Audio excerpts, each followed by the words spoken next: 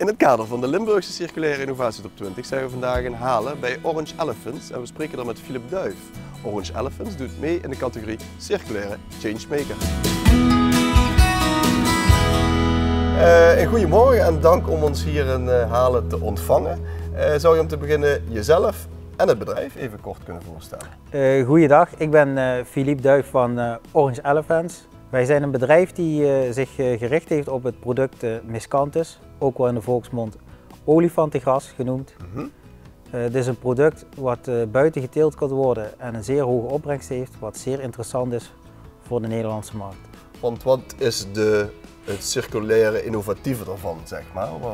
Wat maakt het zo duurzaam? Miscanthus is een product wat je circulair kunt gebruiken, dus je kunt het eerst oogsten. Daarna kun je het gebruiken in de bouw, hoofdzakelijk voor de isolatie. In combinatie met plaatmateriaal is het mogelijk om Miscanthus toe te passen. Maar je kunt het product, nadat het uit de bouw wordt gehaald, dus herbruikt wordt, kun je het product gebruiken als bodemverbeteraar. Maar je kunt het ook gebruiken voor in de betonindustrie, maar ook voor malen voor naar de kunststofindustrie. Je kunt er verschillende kanten mee uit en je kunt het ook zover circuleren dat je het terug als stalstrooisel gebruikt en die strooisel weer gebruikt voor je veld te bemesten. Waarom zijn jullie eigenlijk begonnen om met dit bedrijf zo duurzaam te ondernemen? De hoofdzaak was om de boer perspectief te geven, dus een toekomststukje. Maar ook het product slaat enorm veel CO2 op.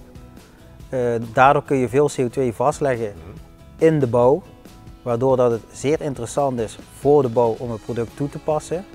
En verder heeft het product ook een hele hoge isolatiewaarde, waardoor dat het een zeer duurzaam product is. Wat zie je qua uitdagingen of moeilijkheden die wellicht de komende maanden, jaren op jullie pad komen te liggen? Nou, de grootste uitdaging is om het product gecertificeerd te krijgen en de instanties die het moeten certificeren, ervoor te zorgen dat zij begrijpen wat voor product dat het is, wat het doet.